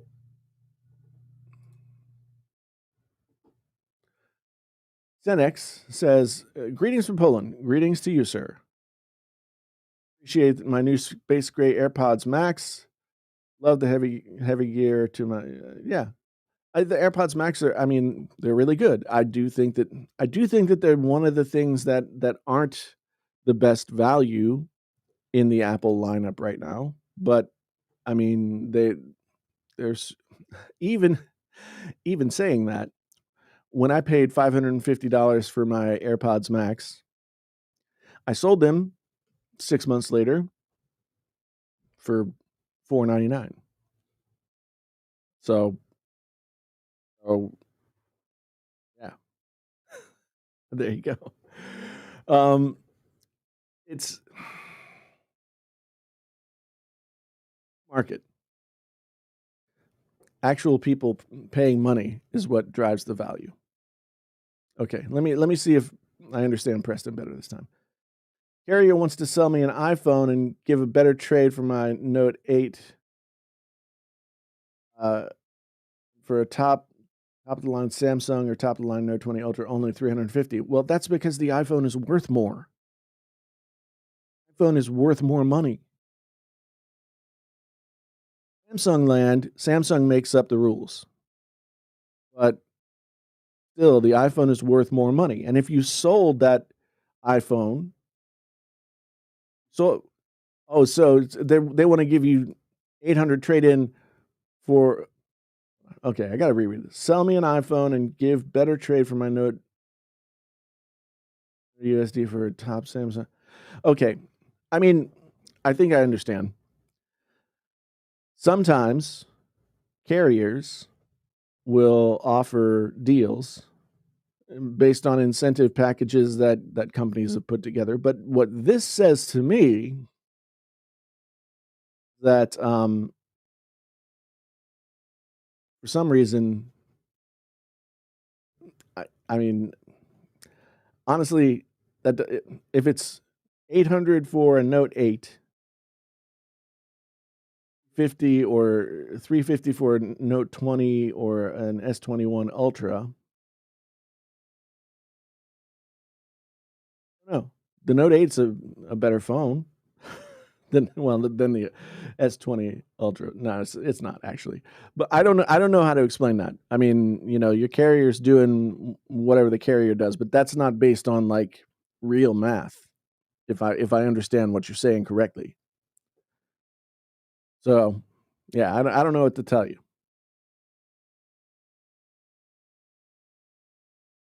Horn says, regarding AirPods Max price, you'll spend $350 on nice headphones, Hi-Fi Man, Sundra, for example. Yes, true.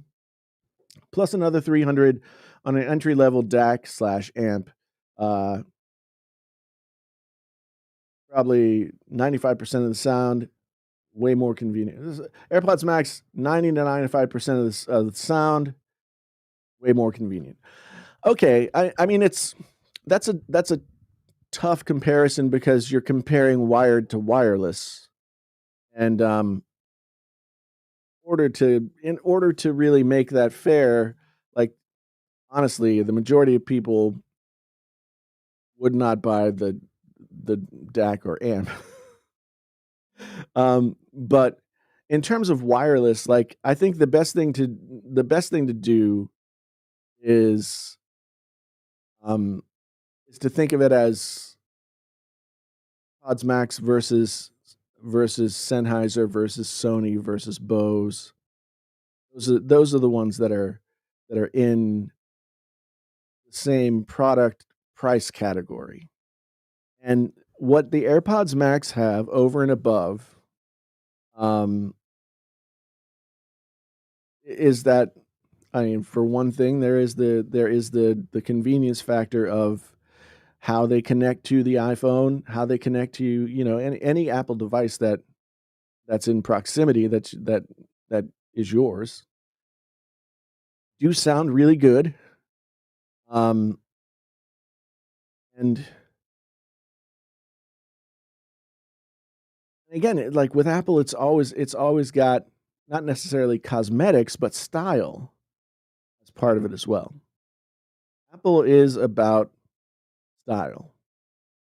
You could wear a pair of Bose around and nobody would look twice, but if you're wearing a pair of AirPods Max around, people are like, um,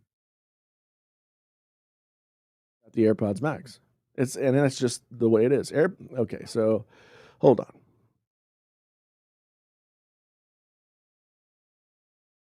Think of Apple CD quality Bluetooth streaming. It's on John Darko's website.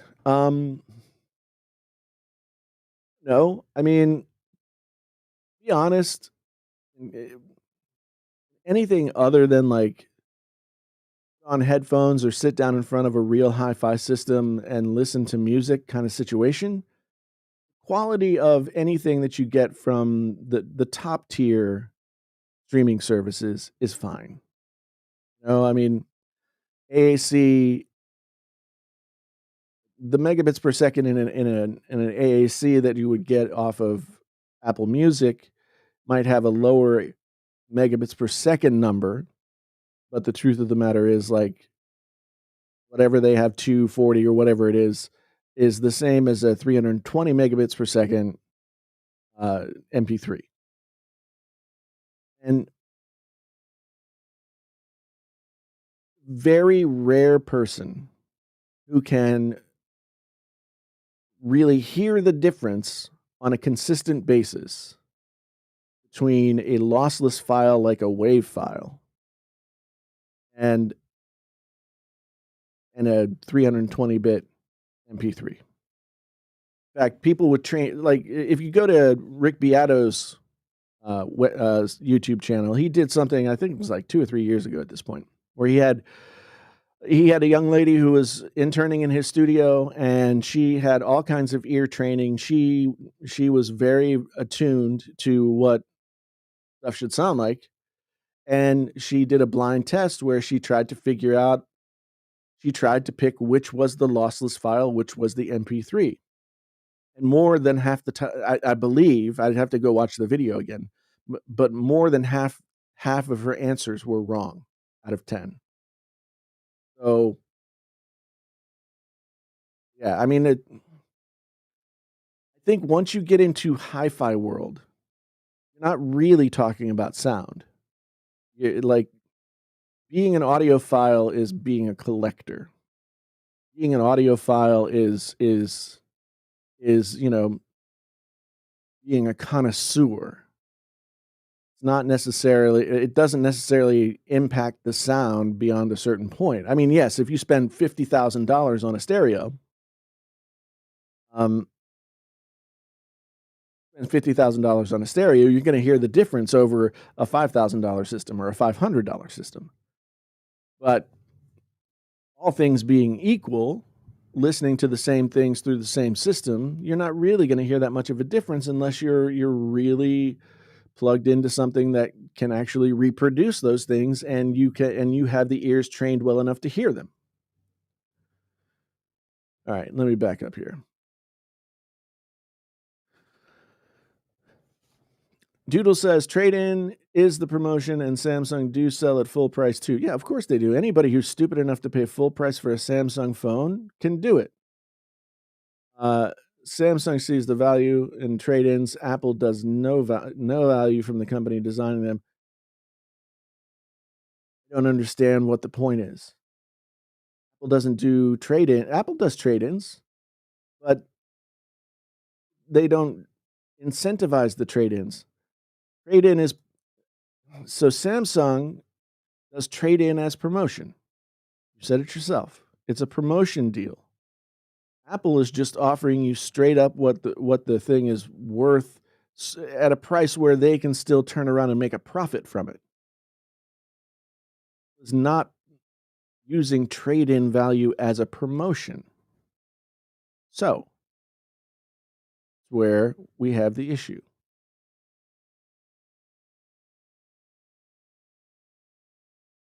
Um,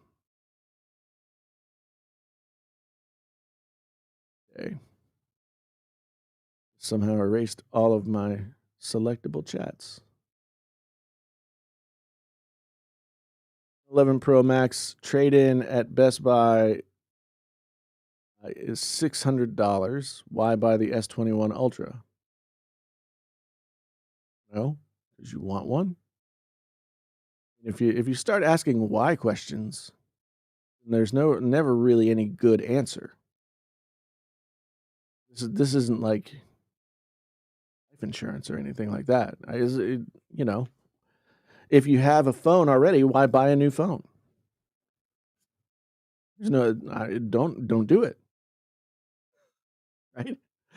You just don't do it. If you've got an iPhone 11 Pro Max, it's only a year old. Keep it. I I buy all these phones because this is my job. This is what I do, right? So yeah. It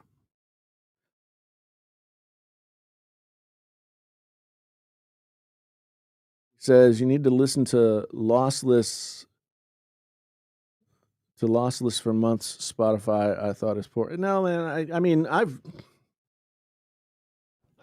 I've spent plenty of time listening to lossless. I mean, the placebo effect is strong, and I'm glad that you find value in lossless files. There's nothing wrong with that. Um, but the real world difference is negligible in terms of like the actual value proposition offered. So me just like hanging around listening to music, it all sounds really good to me. I don't care. I mean, we used to listen to cassettes. We used to listen to cassettes.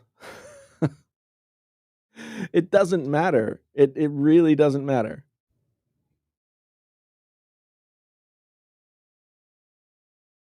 He says Spotify will be doing a hi-fi plan, but hopefully sometime with yeah, I've heard about Spotify doing a hi-fi plan. I mean, they can milk another 5 to $10 out of the people who think that they're gonna get real value for that. It's still coming across a Bluetooth connection. Um, like, Bluetooth is even if you're listening to lossless files, Bluetooth cannot carry the bandwidth to give you the lossless experience. Cannot. Now they've come up with codecs and all kinds of different things that fake it, but they FAKE fake it. So I, when it comes to digital music, there are a billion ways to skin a cat. Okay, but it's still a freaking cat. It's a song. It's music. You listen to it. You either emotionally respond to it or you don't. And you'll respond to it if it's like being played through the one speaker crappy radio in your car or through a $50,000 hi-fi system in your house. But if it's good music that moves you, then you'll respond to it. The other stuff is just window dressing. It's just window dressing.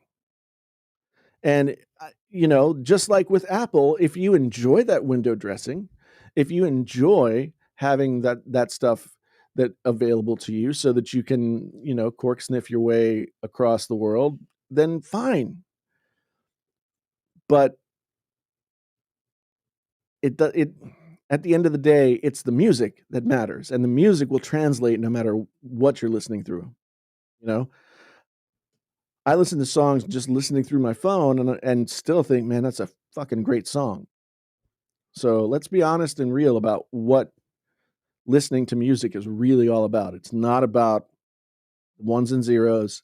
It's not about the transformers. It's not about any of that stuff. All that stuff is made in service of the music. Period. End of sentence. If you lose the music, then you've lost the point.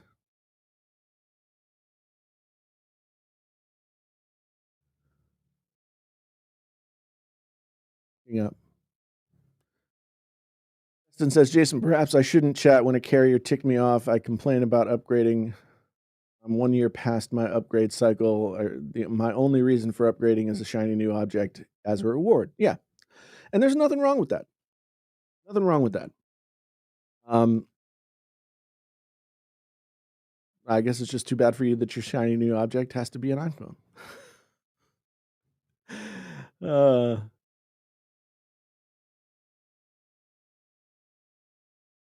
Og Vorbis, I would guarantee you that if you took 160 kilobits per second Og Vorbis file and compared it to a 320-bit MP3 file, that the audible difference is negligible, if any. So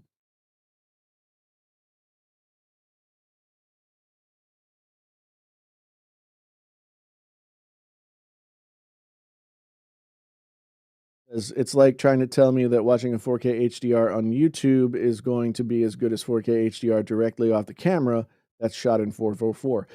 Correct. Correct. Watching 4K Dolby Vision, blah blah blah, whatever off of Netflix looks good, but the reality of it is there's no way it's anywhere close to a UHD Blu-ray copy of that same film. You can only get it's okay. I always think about like audio and video in terms of hoses or plumbing, right? Streaming video, streaming music have bottlenecks. They have pipes that are too small to get the actual volume of information through. So they come up with ways to do it, have it still sound good, but it's still not all the stuff, right? It's like fillers or additives to your hot dog. So a Blu-ray, a UHD Blu-ray can hold something like to a terabyte of or 500 gigabytes of information. There's no way that 500 gigabytes worth of information being streamed directly into your machine is not going to look and perform better than the same thing coming through a garden hose size pipe of your streaming, right? So that's very true. And you can look at audio the same way. Audio is the same way. But audio is tricky. Now, when it comes to TV, when it comes to films, you can look at a great TV with a great signal coming to it and say that looks fantastic. And people can hem and haw over one thing or the other. This TV doesn't have a great contrast, or blah blah blah, whatever. But it's hard to argue that it doesn't look fantastic. But when it comes to audio is totally subjective because there's no physicality to it. And so much of what you're taking in is interpretation. People say that vinyl is so much a better experience listening wise than anything else, but vinyl is one of the if you're talking about, signal to noise ratio, vinyl is terrible. But for some reason, that added noise is what ends up gluing the sound together in a way that is very pleasurable to a lot of people who appreciate that kind of sound signature.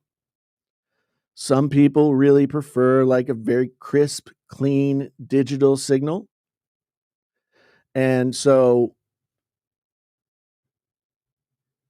but it's all personal preference. Like what sounds good to you will have a lot to do with what kind of music you like, what kind of ears you have, what kind of anything. If you don't have the ears to really be able to tell the difference then there's not really you're not gonna get more from a $600 pair of headphones than you would from a 300. That's just the truth. You're not gonna be able to officially, appreciate it until your ears get better.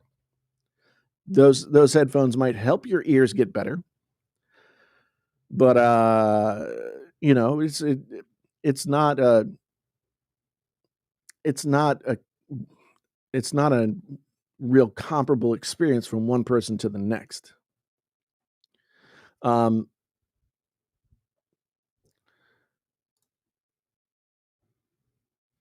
Dan says, "I have the XM4's AirPods Max, Soundcore, the Q30 Plus.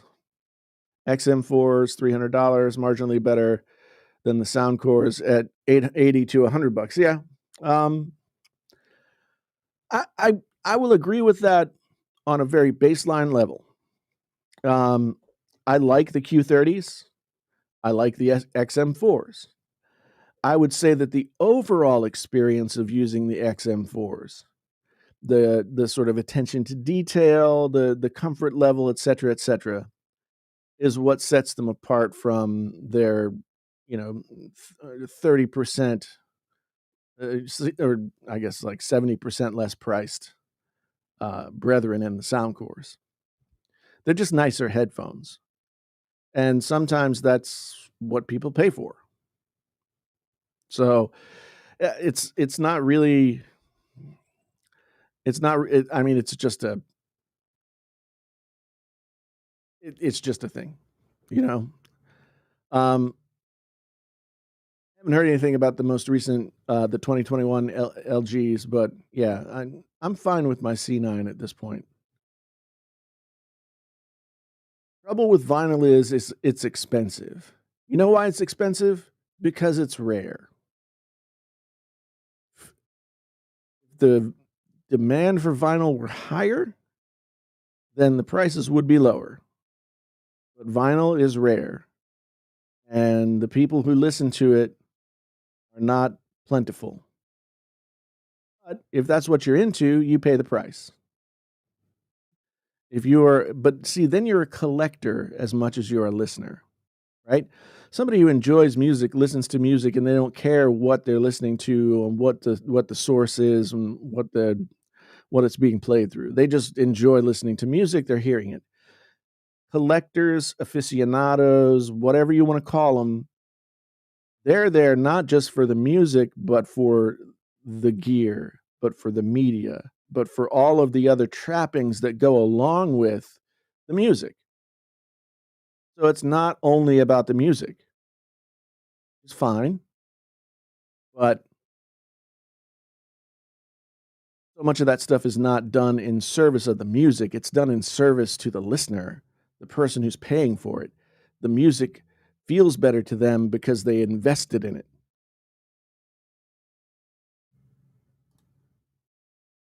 What do I think of heavier gram vinyl? Think it's fantastic. Um, the thing about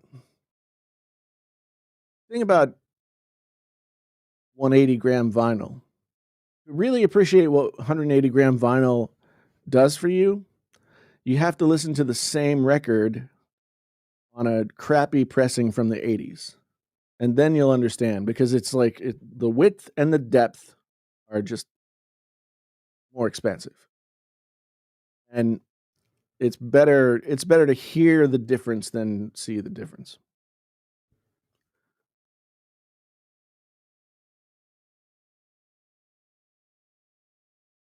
Rome asks, "Should I get a new LG V, like a V60? Um, because I have so much music stored, or get a Samsung or an iPhone?" Well, I mean, music listening is a top priority for you, and you have a lot of music like on a SD card or something like that, then neither of those will do anything for you. Samsung dropped the SD card slot. Apple never had one. Um, so the V60, great sounding headphone jack and amp, and it has the SD card slot that I think you can use up to 2 terabytes of an SD card. I can't remember exactly. It's either 1 or 2. Um, it's a really good phone. It's gonna be a really good phone for several years. I mean, if music is, like, in your top 3 priorities, then the V series phone is highly worth considering. Although, I would buy one used or find a deal on one because I saw right now that, like, Verizon is charging, like, $950 for them, which you should not pay. Turntable do I use? I have several. The one that I have here is just a recent Audio Technica. It's a copy of the Technics 1200. It's a decent turntable. Then I have an old Philips turntable over there, um, that I think I actually like better than the newer turntable. This Philips turntable is from the early '70s, and I don't know, it's just it's it it's just a good sounding turntable. So,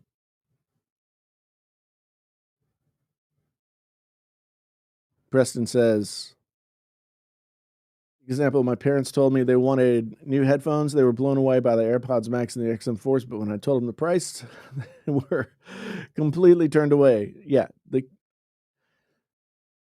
it's the value proposition that's being offered, right? It's like, of course, in a vacuum, not thinking about any of the other things, like, of course they sound fantastic, but how much is that fantastic sound worth to that particular individual? You know, most people would never spend more than $100. Most people would never spend more than 50. Um, so yeah.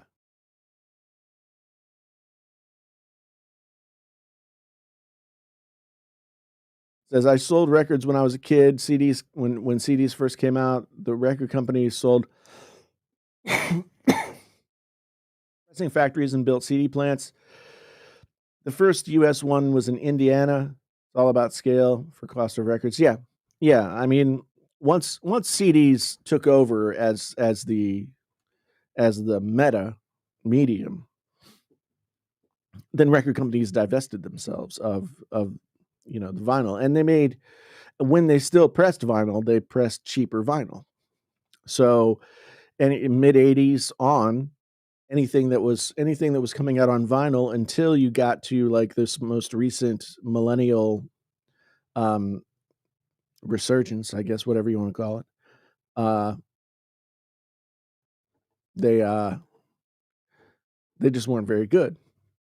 Yugo, drive by super chat. Thank you very much.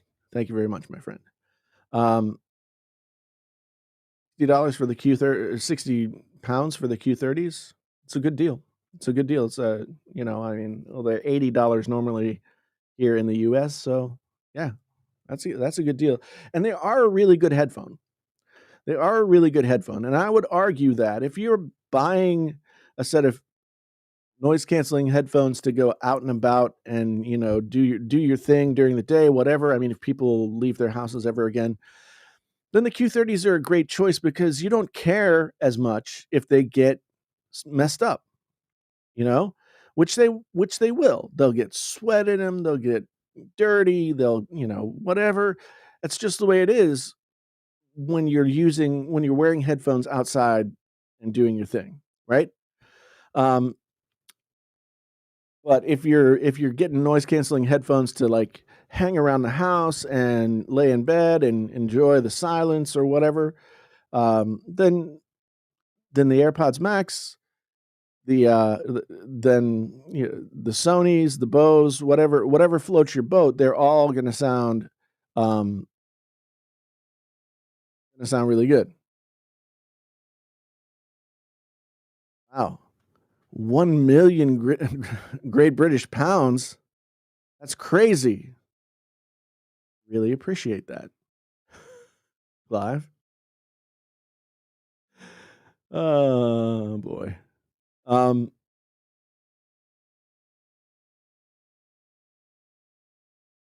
You Awesome says, "It also depends on how much you use them. I fly all the time, so XM4s are priceless.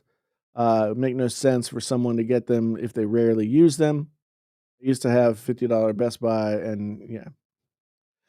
Yes, the XM4s, the Bose 700s, or the QC 35 2s, or whatever it is that like, if you're traveling and noise canceling headphones are, like, part of your sanity routine, then yeah, absolutely. Absolutely. I mean, I don't use mine all that often, but then again, like, part of what I do for my job is talk about them, so I have them as a resource more than anything else. Um, Jimmy says, "Headphones and earbuds that are under $100 wreck your hearing." Now, there are certainly plenty of terrible headphones out there. I don't know that the price point is really as much a an issue. Oh, Dana's here. Hi, Dana. Thanks for stopping by. Um,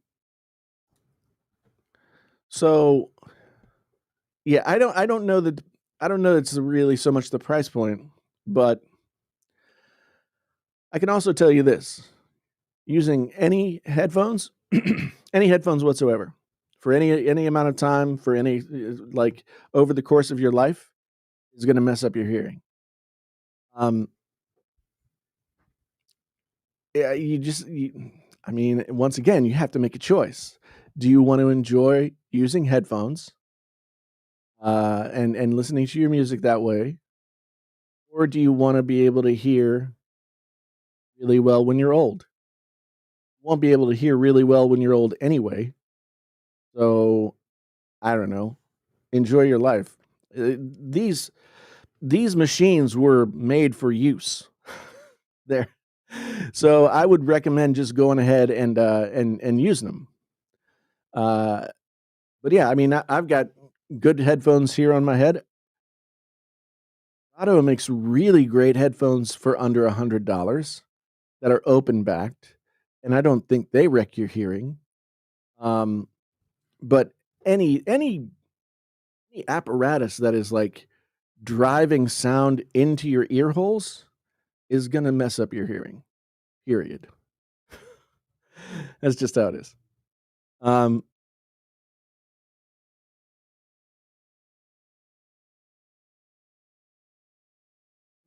yeah, you can buy $7,000 hearing aids. Um, that you could also just do transparency mode on your AirPods.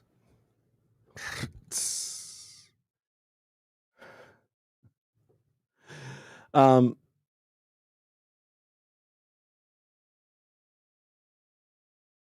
oh, XM4s get much quieter than the $50 Best Buy noise canceling headphones. Yeah, well, I mean, a lot of that has to do with the amp that's inside the rating of the speakers, all kinds of different things that go into loudness and perceived loudness. So the difference between loudness and perceived loudness is something that not many people think about um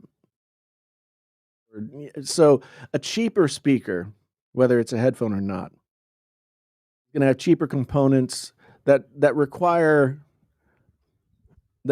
more to hear the perceived loudness than a more expensive, more sensitive set of headphones.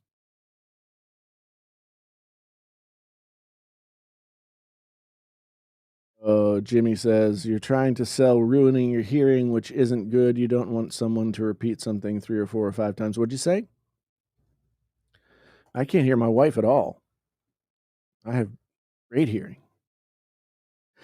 And at my it's no matter what you do, you will lose frequencies over the course of time. Like, at 40, you start to lose the high end, and and you have to learn to compensate for that. If you make your living with your ears, then you have to know that, you've lost a lot above 10K, and you can't you can't jack up 18K just so you can hear it because it'll tear everybody else's eardrums out. Ears, teeth, bones, they're all they all degrade. So, talking about the Panasonic headphones, thousands of positive reviews on Amazon for a $6 earbud. If you're talking about the Panasonics, it's absolutely true. Those headphones are great. Headphones are great. Um, I think you can get them with a microphone for $9, but they are great. I think they have some, like 60,000 positive reviews. Like they're 4.5 stars overall. So yeah, but man, we've been at 2 hours and 15 minutes. What the hell are you people doing to me? Anyway, I'm gonna be done. Well, I mean, that's kind of. I mean, it's, it's kind of what like the I have a friend who works in it. I can't remember what the name of it is. Anyway, um, but yeah, I'm gonna get off of here so I can do other things today. uh, so guys have a good rest of the day. Thanks for hanging out. Enjoyed it. I'll be back with a video probably tomorrow, if not tomorrow, Monday. Just depends on what I can get done later on today. Otherwise, so much for being here, folks. I really do appreciate it. This has been uh, Friday Morning Coffee with Painfully Honest Tech. Last cold dregs of the latte. As you know, my name is Jason, sometimes known as the JTL. This is Painfully Honest Tech. Tech, so honest it hurts. I hope I didn't hurt any of you. And until the next time,